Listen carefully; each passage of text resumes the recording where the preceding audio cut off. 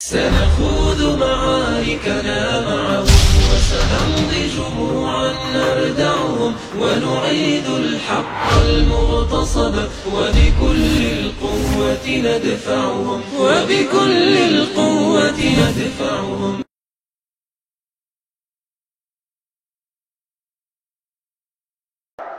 আজকে মুসলমানের সন্তান তারাও খ্রিস্টান হয়ে যাচ্ছে।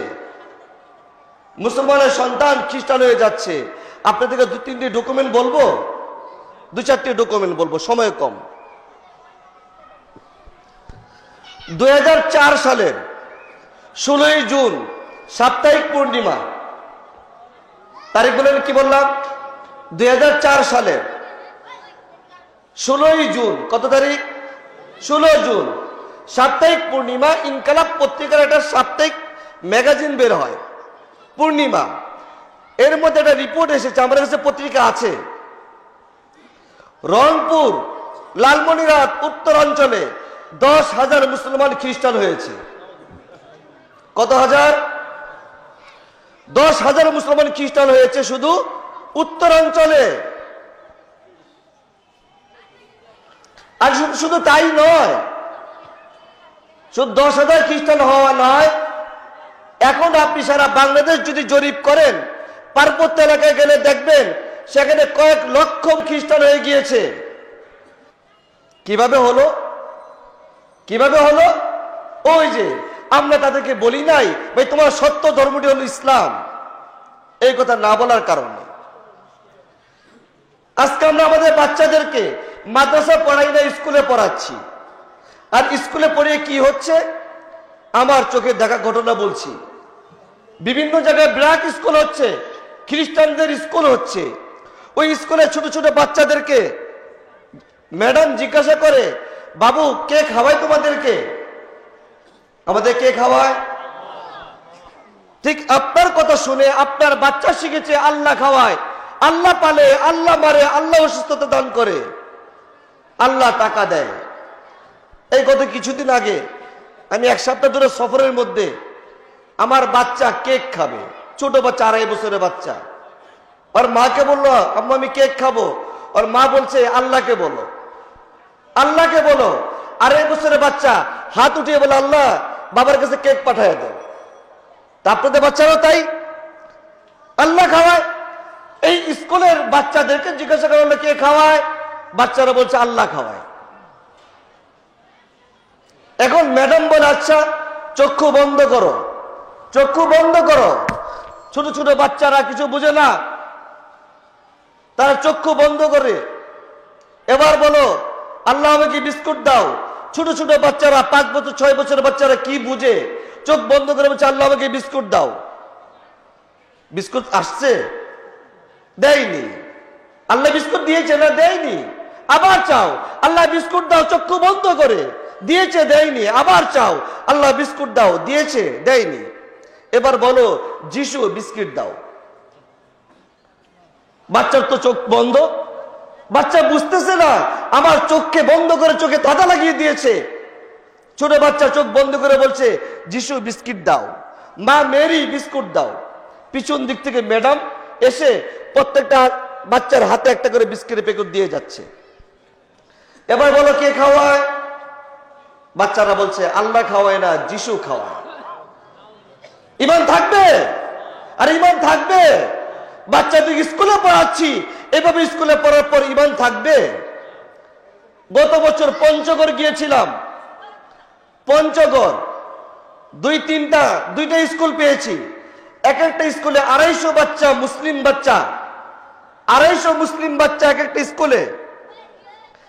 এই বাচ্চাদেরকে স্কুলে ক্লাস না করলে কোনো সমস্যা নেই, স্যাররা কিছুই বলবে না, কিন্তু দুপুরে খানা খাওয়া লাগবে স্কুলে এসে।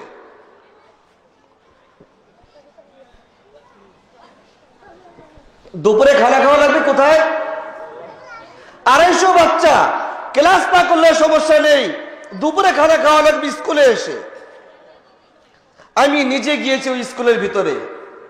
স্কুলে বাচ্চাদেরকে ডেকেছি যে বাবু তোমাদেরকে ক্লাস করার জন্য চাপাচাপি করা হয় না, পানিশমেন্ট হয় না, দুপুরে খানা না খেলে পানিশমেন্ট হয়, কারণটা কি? বাচ্চারা কথা বলতে চায় না। এক বাচ্চা দেখেছি চলে গেল, আরেক বাচ্চা দেখেছি দৌড়ে চলে গেল। আরেক বাচ্চাকে ধরে বুঝালাম যে বাবা আমরা মুসলমান, তুমি তো মুসলমান, কথা বলো না কেন? বলছে স্যাররা না করে দিয়েছে আপনাদের সাথে কথা বলতে। স্যাররা না করেছে, মুসলিম বাচ্চাদেরকে না করে দিয়েছে স্যাররা আমাদের মতো হুজুরদের সাথে কথা বলতে। কেন? গুমর ফাঁক হয়ে যাবে। বাচ্চাদের জিজ্ঞাসা করলাম তোমরা যে দুপুরে খানা খাও কিভাবে খানা খাও, কি বলে খানা খাও, খাবারের দোয়া কি পড়ো? বাচ্চাটি বলল, আমার কাছে রেকর্ড আছে এই কথা, সময় কম। বাচ্চাটি বলল যে আমরা খানা সবাই সামনে নিয়ে 250 বাচ্চার সামনে সবার খাবারের প্লেট, আসন ধরে বসে হাত দুটো এরকম করছে। এবার বলেন কোন মুসলমানের বাচ্চা এরকম করতে পারে? আরে করতে পারে। খাবারের সামনে হাত জোর করে এবার বলছে যিশু তোমার নামে খানা শুরু করছি, তুমি যে খাবার দিয়েছো এই খাবারে বরকত দাও, আমাদেরকে পেট ভরে খাওয়াও, যারা খাবার পায় না তাদেরকেও খাবার খাওয়াও। এই কথা বলছে ছোট ছোট বাচ্চারা। এটা বলে তারপরে খাবার শুরু করছে। আপনারা বলেন, মাসালা আপনারা জানেন, আল্লাহর নাম ছাড়া অন্য কারো নামে মুরগি জব করলে খাওয়া যায়? গরু জব করলে খাওয়া যায়? তারা আল্লাহর নাম ছাড়া অন্য কারো নামে এই খাবার খেলে ঈমান থাকবে? 250 বাচ্চার ঈমান চলে যাচ্ছে, কারো খবর নাই। পুরা পঞ্চগড়ের মধ্যে কোনো কওমি মাদ্রাসা নেই। শুকরিয়া আদায় করেন ঢাকা শহরে কওমি মাদ্রাসা অনেক অনেক, যদিও অনেক লোকের চোখের কাটা হয়ে গিয়েছে, কওমি মাদ্রাসার কারণে আজকে আমাদের ঈমান টিকে আছে। আমরা ওই বাচ্চাদের তালিকা নিয়ে বাচ্চাদের ঘরে যে যে মাদেরকে জমিয়ে পর্দার আড়ালে তাদেরকে একটা মাসলা শুধু জানিয়ে দিলাম, আল্লাহর নাম ছাড়া অন্য কারো নামে জব করলে যদি খাওয়া না যায়, আল্লাহর নাম ছাড়া অন্য কারো নামে ভাত খেলে ঈমান থাকবে? মাদেরকে এই কথা বলার পর মারা বললো হুজুর কোনোদিন চিন্তা করিনি এই কথা, কালকে থেকে বাচ্চাকে আর পাঠাবো না স্কুলে। এভাবে একটি নয় দুইটি নয়, অসংখ্য ঘটনা আছে আমাদের মুসলিম বাচ্চাদের ঈমান নষ্ট করার জন্য। এবার আসুন আমাদের ঢাকা শহরে আসি, বেশি দূরে যাব না। ঢাকা শহরে আমরা স্কুলে পাঠ্য বই পড়ি, সরকারি পাঠ্য বই পড়ছি না? ক্লাস 1-এর ইংলিশ বই, ক্লাস 1-এর ইংলিশ বই আজকেই বাড়িতে যে দেখবেন যে হুজুর শুধু বকবক করে যাচ্ছে, কোনো ডকুমেন্ট নাই, ডকুমেন্ট আনি নাই, আমি সন তারিখ বলে দিয়েছি। এখন যেটা বলছি প্রত্যেকের ঘরেই প্রমাণ আছে। আজকে বাড়িতে যে ক্লাস 1-এর ইংলিশ বই হাতে নেবেন, এই 2016 সালেরটা আমি নগদ দেখেছি।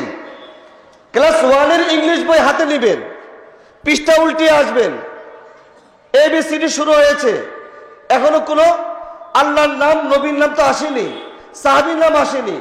সর্বপ্রথম যে কবিতা শেখানো হচ্ছে ছোট বাচ্চাদেরকে, সবাই জানেন, টু লিটল ব্ল্যাক বার্ডস। এই পরনে বাচ্চারা, টু লিটল ব্ল্যাক বার্ডস মনে আছে আপনাদের? এই ওই যে ভাই বলছেন, এই কবিতার 3 নম্বর লাইন থেকে শুরু হয়েছে আপনার বাচ্চার জীবন নষ্ট করা।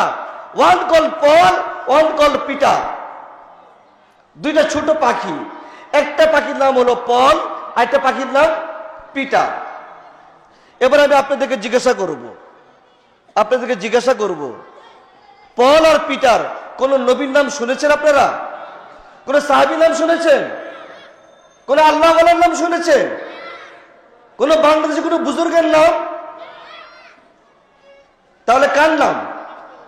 সেন্ট পল স্কুল পেয়েছেন, Saint Paul coaching centre, Saint Peter school, Saint Peter coaching centre হচ্ছে জায়গায় জায়গায়, আনাচে কানাচে। তার মানে সেন্ট পল আর সেন্ট পিটার হলো সারা পৃথিবীর খ্রিস্ট ধর্মের বর্তমান ধর্ম নেতা হলো সেন্ট পল।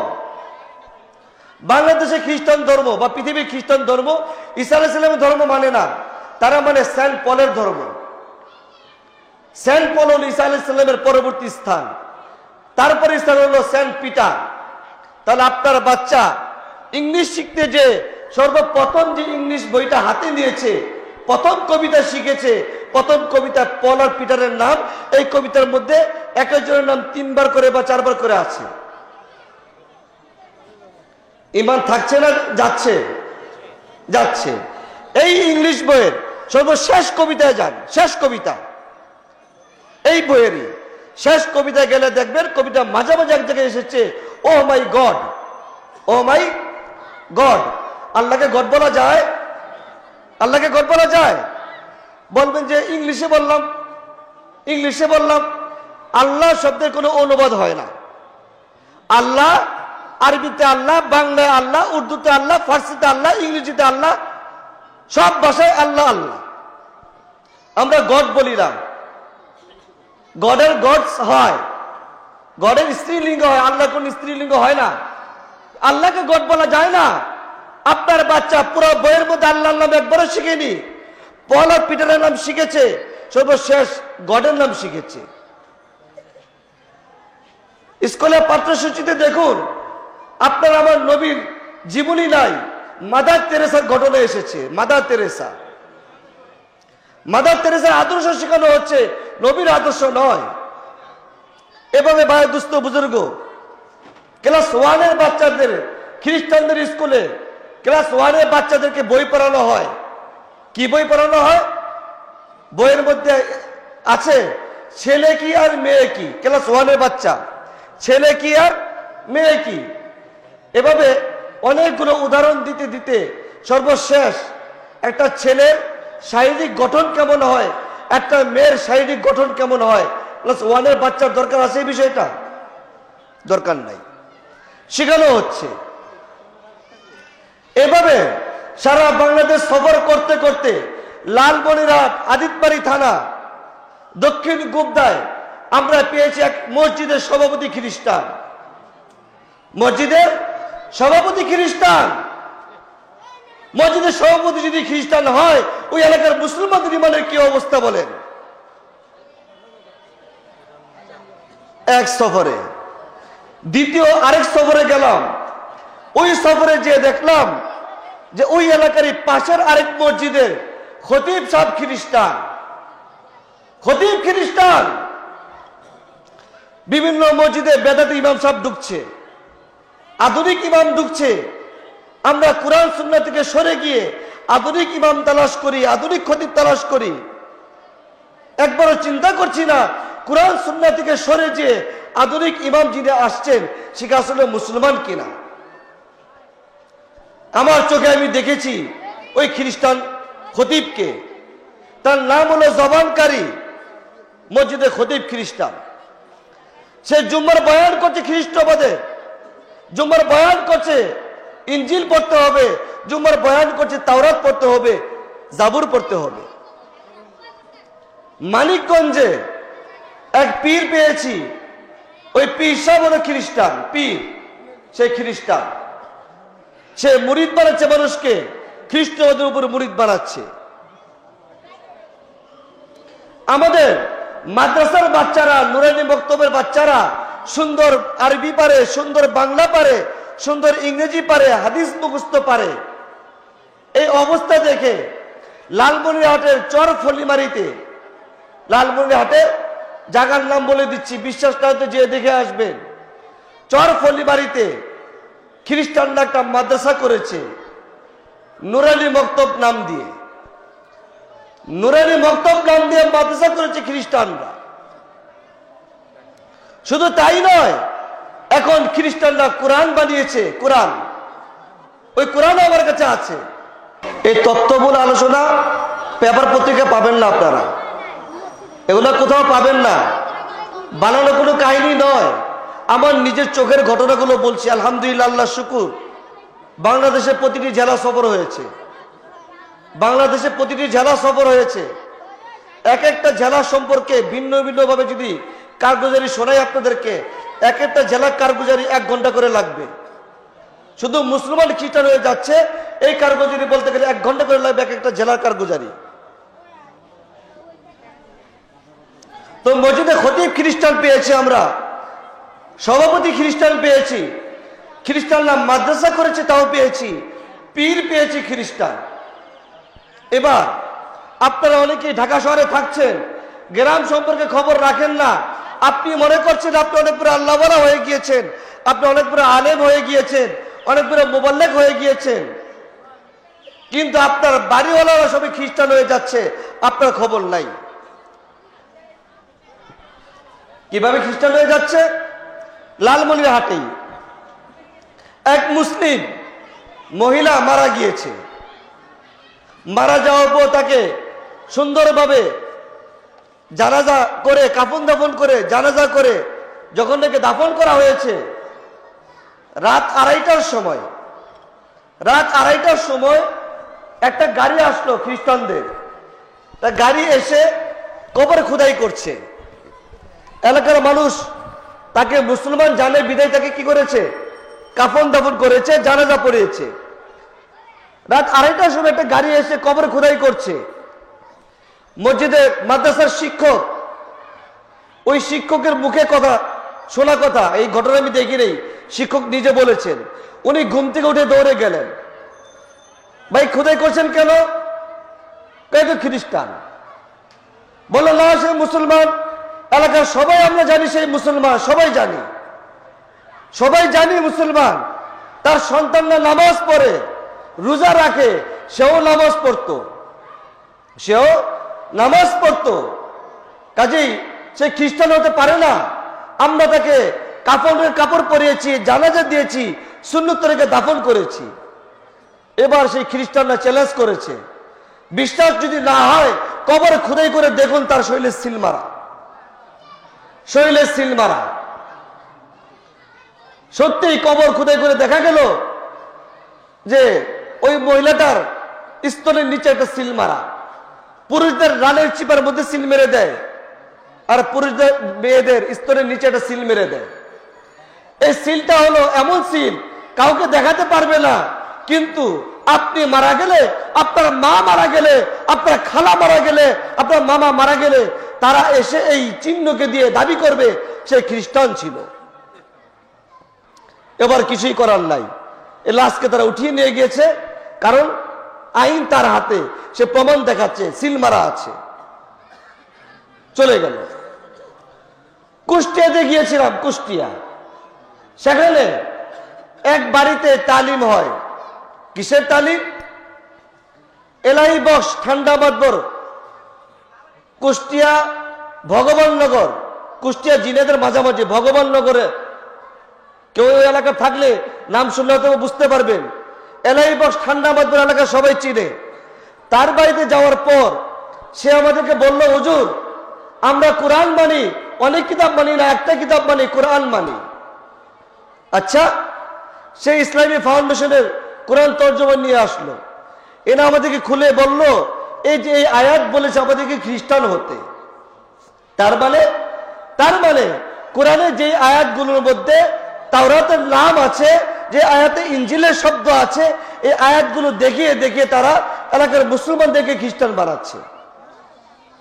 বলে এই যে কোরআনের মধ্যে ইনজিল এসেছে, আগে পরে কিছু দেখাবে না, কোরআনে ইনজিল এসেছে, কাজেই কোরআন বলছে ইনজিল পড়তে, ইনজিল মানতে হবে।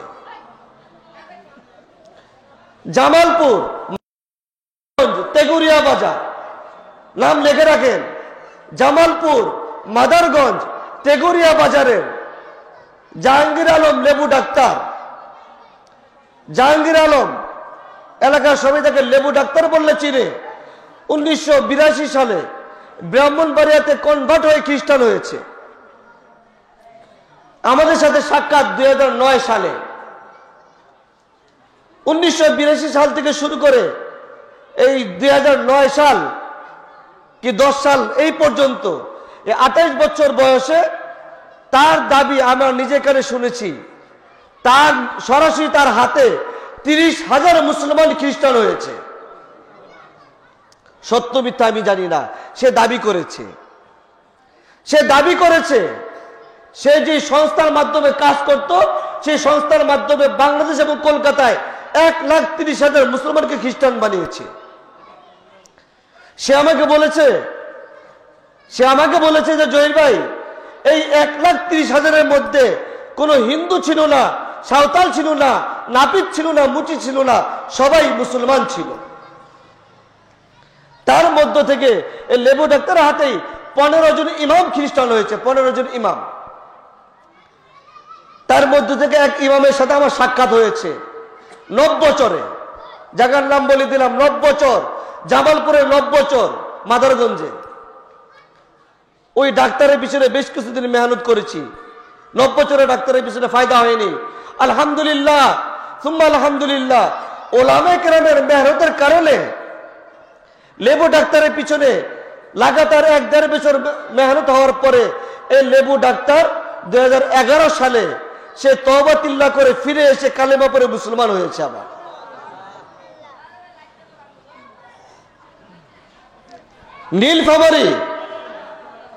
নীলফামারীতে 48 জন মুসলমান থেকে খ্রিস্টান হয়ে গিয়েছিল। আলহামদুলিল্লাহ আমাদের ওলামায়ে কেরামের মেহনতে 48 জনকে তওবা করে ফিরিয়ে এনে তাবলীগে চিল্লা লাগিয়ে দেওয়া হয়েছে। ওই নীলফামারীতে একটা ঘটনা বলে আমি শেষ করে দেব আলোচনা। নীলফামারীতে এক মহিলা, 2 মহিলা খ্রিস্টানদের কাছ থেকে ঋণ আনতে গিয়েছে, ঋণ। আজকে আমরা মুসলমান এত সাদাসিধা, যেখানে সস্তা পাই সেখানে ঝুঁকে যাই আমরা। খ্রিস্টানরা ঋণ দিচ্ছে কেন দিচ্ছে? সেবা দিচ্ছে কেন দিচ্ছে? চিকিৎসা দিচ্ছে কেন দিচ্ছে? ভাই তোমার দেশে চিকিৎসা করো, আমেরিকাতে সেবা দাও, বাংলাদেশে কেন? উদ্দেশ্য একটা আছে, এই উদ্দেশ্যের কথাই বলছি। 2 মহিলা গিয়েছে খ্রিস্টানদের কাছ থেকে টাকা আনার জন্য, ঋণ দিবে, ঋণ আনতে যাওয়ার পরে এক মহিলা বাইরে দাঁড়ানো, আরেক মহিলা ভিতরে গিয়েছে। ভিতরে যাওয়ার পর অনেকক্ষণ হয়ে গেল, ভিতরের মহিলা বাইরে আসছে না। বাইরের মহিলাটি অনেকক্ষণ অপেক্ষা করতে করতে বিরক্ত হয়ে চলে গেল। সকালে গিয়েছে, সন্ধ্যার দিকে ভিতরের মহিলা 10,000 টাকা নিয়ে বের হয়েছে। বাড়িতে যে তার স্বামীর চেহারার মধ্যে এই 10,000 টাকা ফিকে দিয়ে বলছে, এই তোমার টাকা নেই, আমি আত্মহত্যা করতে গেলাম। মহিলা বলছে, আমি আত্মহত্যা করতে গেলাম।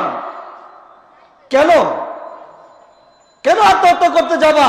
টাকার জন্য পাঠিয়েছিলাম তোমাকে, টাকা তো এনেছো, কেন আত্মহত্যা করবা? গ্রামে সরল মনা মুসলমান আমরা বলি অভাবের কারণে মানুষ খ্রিস্টান হয়। আরে না, অভাবের কারণে কেউ খ্রিস্টান হয় না, আমাদের গাফলতির কারণে তারা খ্রিস্টান হয়। ওই মহিলার ভিতরে অভাব ছিল, কিন্তু তার ভিতরে ঈমানের আলো ছিল। সেই মহিলা এসে বলছে যে আমি গিয়েছি টাকা আনার জন্য, আমাকে একটা ঘরের ভিতরে ঢুকানো হয়েছে, ঘরে ঢুকিয়ে দরজা লাগিয়ে দেওয়া হয়েছে। দরজা লাগিয়ে একটা উঁচু জায়গাতে নিচে কোরআন রাখা, মাটিতে কোরআন রাখা, আমার হাতে বাইবেল দিয়ে বলছে বাইবেলটা মাথার উপর রাখো আর এই কোরআনের উপর দাঁড়াও।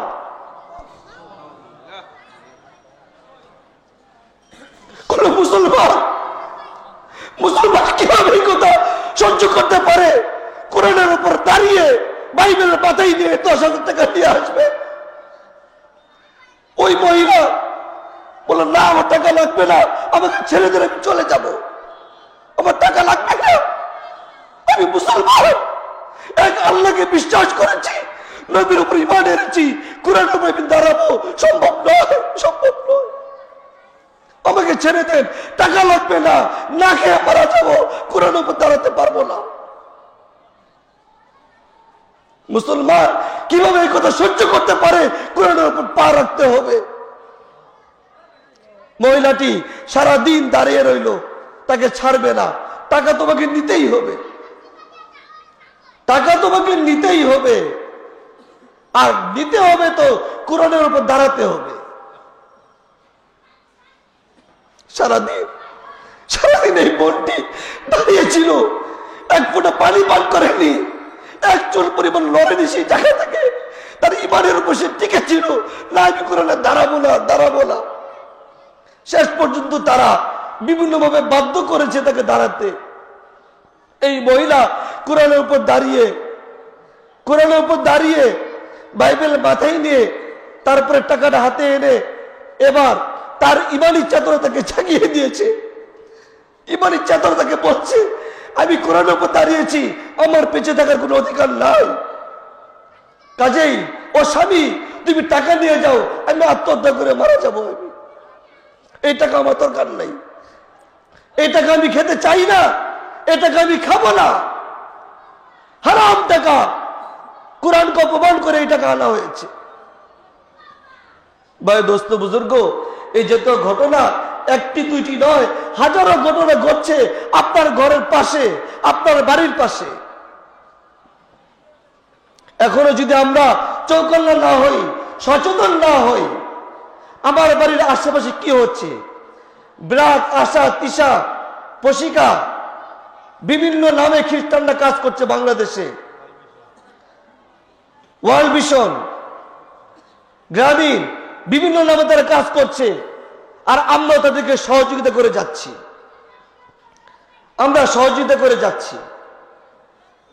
কাজে আজকের এই মাহফিল থেকে আমরা একটা সিদ্ধান্ত নিব, আজকে থেকে প্রতিটি কদম ফেলবো তো ওলামায়ে কেরামের পরামর্শ নিয়ে কদম দিব তো ইনশাআল্লাহ। ওলামাদের পরামর্শ ছাড়া সিদ্ধান্ত নিবেন, পথভ্রষ্ট হয়ে বেঈমান হয়ে মারা যাবেন। বাচ্চাকে কি করতে হবে ওলামাকে জিজ্ঞাসা করেন, কোথায় বিয়ে করবেন আলেমকে জিজ্ঞাসা করেন, কোথায় জায়গা কিনবেন আলেমকে জিজ্ঞাসা করেন, কি ব্যবসা করবেন আলেমকে জিজ্ঞাসা করেন, অন্যথা হারাম ব্যবসা করবেন। আর দ্বিতীয় সিদ্ধান্ত, আমার এই এলাকার যত অমুসলিম ভাই আছে, হিন্দু, খ্রিস্টান, বৌদ্ধ সহ যত অমুসলিম ভাই আছে, তারা যেন কাল কিয়ামতের ময়দানে আল্লাহর কাছে আপনার নামে আমার নামে অভিযোগ করতে না পারে, ও মাওলা, এই ভাইটির বাড়ি ছিল আমার পাশে, এই লোকটি প্রতিদিন আমার দোকান থেকে সদাই কিনতো, আমার কাছ থেকে মাথা পান করতো, আমার সাথে উঠা বসা করতো, আমার সাথে চা খেত, আমার গাড়িতে চড়তো, আমাকে কোনোদিন ইসলামের কথা বলেনি, আমাকে ইসলামের দাওয়াত দেয়নি। এই অভিযোগ যেন কাল কিয়ামতে আমাদের উপর না আসে। করব তো ইনশাআল্লাহ। আল্লাহ তাআলা আমাদের সবাইকে আমল করার তৌফিক দান করুক, সহি বুঝ দান করুক। ইহুদি খ্রিস্টানদের নানা ষড়যন্ত্র থেকে আল্লাহ তাআলা আমাদেরকে হেফাজত করুক। ওমা তৌফিক ইল্লা বিল্লাহ। আসসালামু আলাইকুম ওয়া রাহমাতুল্লাহি ওয়া বারাকাতুহু।